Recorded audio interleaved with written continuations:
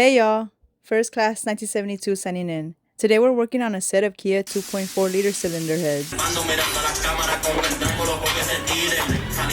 Okay, now that everything checks out like the valve latch meets the specs that we want, we can go ahead and start to disassemble.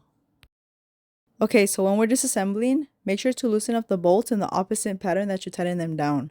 So start from the outside and work your way inside.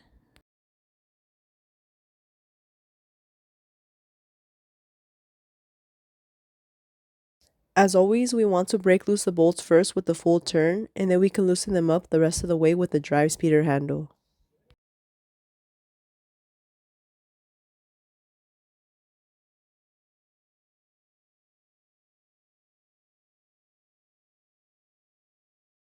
This drive speeder handle tool comes in clutch by speeding up the process.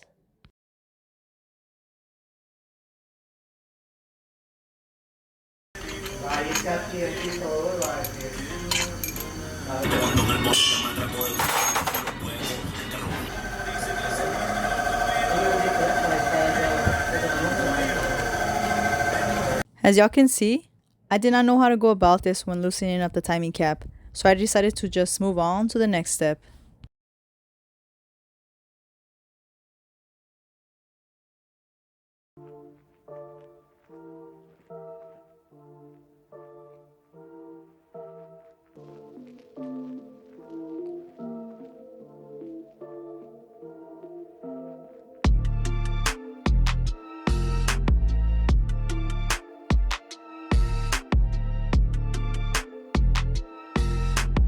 Okay, so now I can pretty much go ahead and eliminate the cam caps.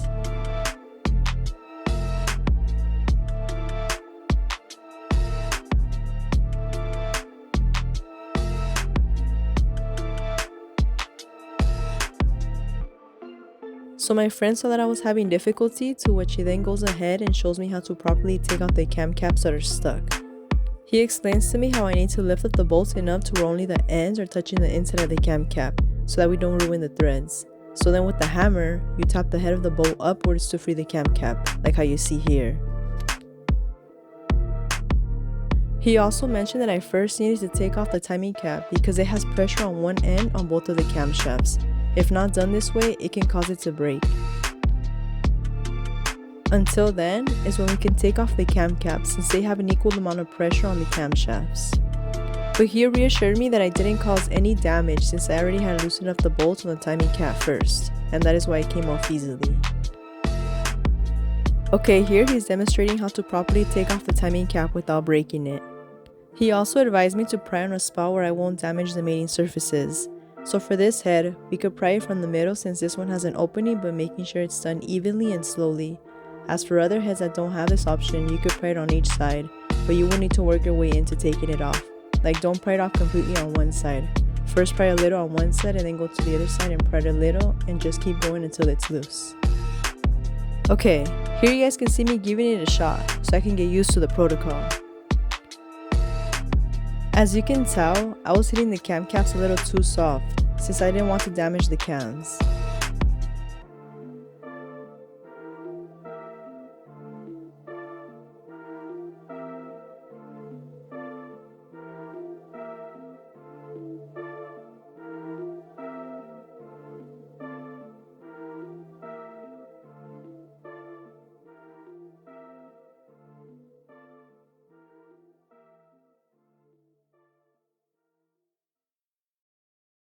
After properly freeing up the timing cap, make sure to keep track of the intake cams and exhaust cams position since you can be dealing with two cylinder heads for one car.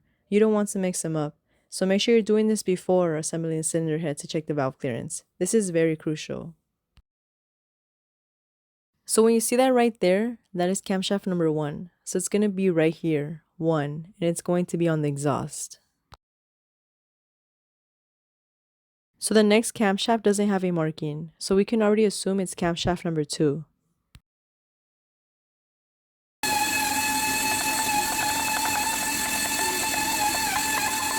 Now I'm just taking out the one camshaft bearing that sits underneath camshaft number 1.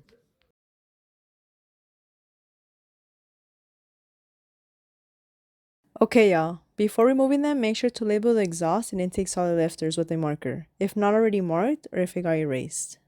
To protect the solid lifters, I'm going to put them in this rag because I don't want them to get scratched.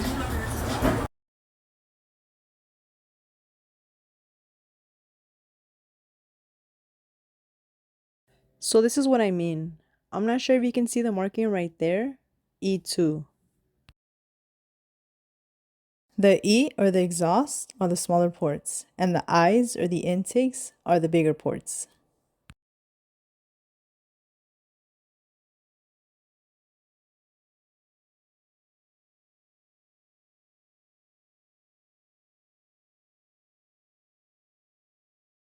So you see these numbers on the heads? These are the valve lash clearances.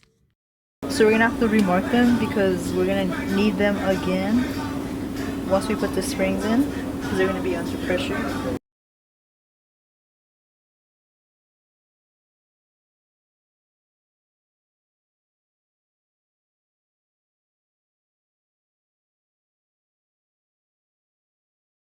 Okay, now let's proceed to elevate the cylinder head, enough to where the soft cleaning brush can go past through the valve guides.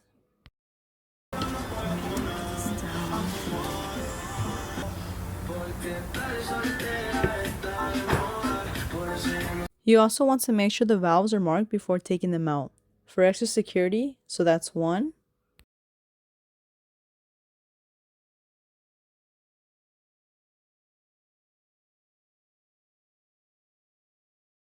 So you have the exhausts, which are the small ones.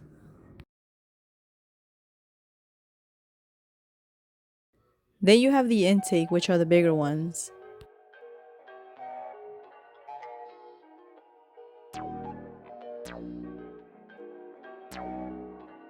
Perfect.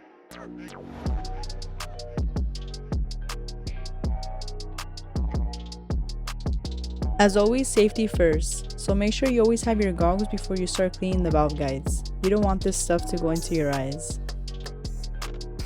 Okay, now we're getting ready to prep the cylinder head.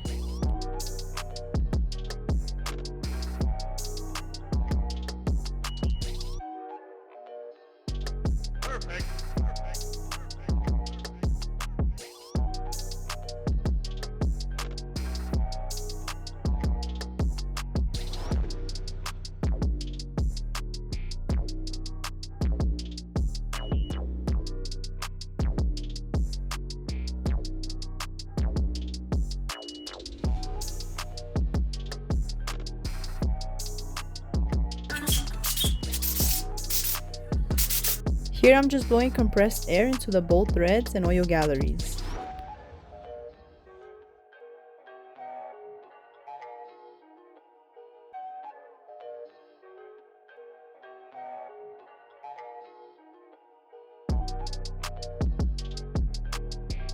As well as any dust sitting inside of the head, including the spark plug threads.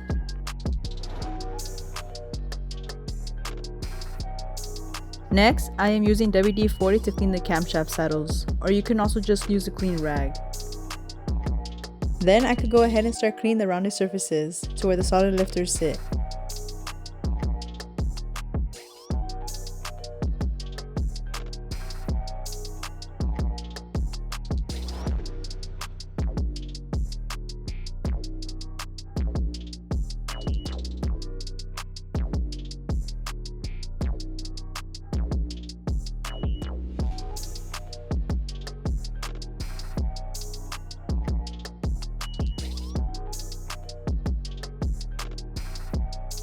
Now let's go ahead and grind off the sharp edges on the valve stems. What you're looking for is a soft edge. This needs to be done after the valves have been calibrated. Also, for safety, rotate the valve stem against the grinding stone's direction. So if it is going counterclockwise, you will want to rotate clockwise. Going against the grinder gives you better balance and you obtain leverage. So here, my friend is double checking my work, just to make sure we're in the clear.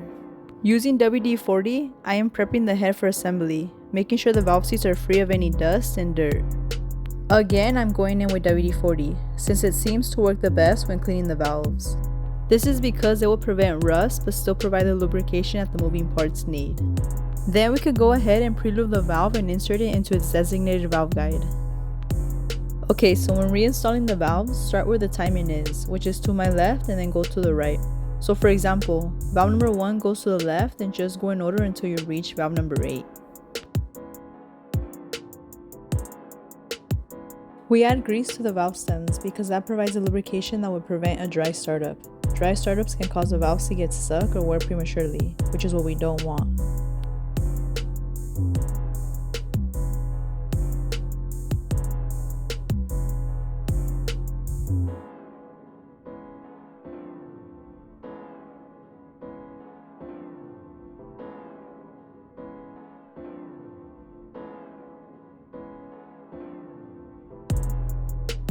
Alright, so this one is ready to be assembled. So we're going to put in the springs on this one. Now we can get the cylinder head out of the workstation and bring in the second one. I like to place a rag over the head because it will prevent any dust falling into it.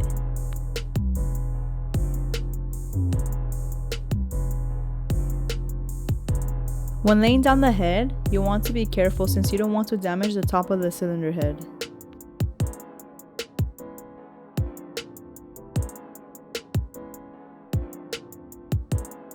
Here I'm using a styrofoam cover in order to catch the valves from falling as I turn over the head.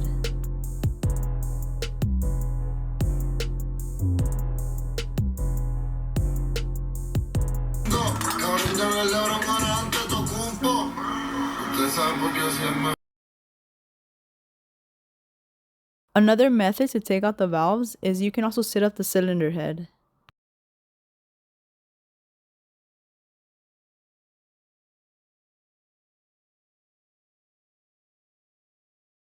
Okay guys, so here let's cut to the second cylinder head, which is already clean, the valves are pre-lubed and inserted into the valve guides. So in my next video, you'll get to see the prep Kia 2.4 is getting assembled. Well, thank y'all for joining, and remember, it's not your job to make people understand what your purpose is. First Class 1972, signing out.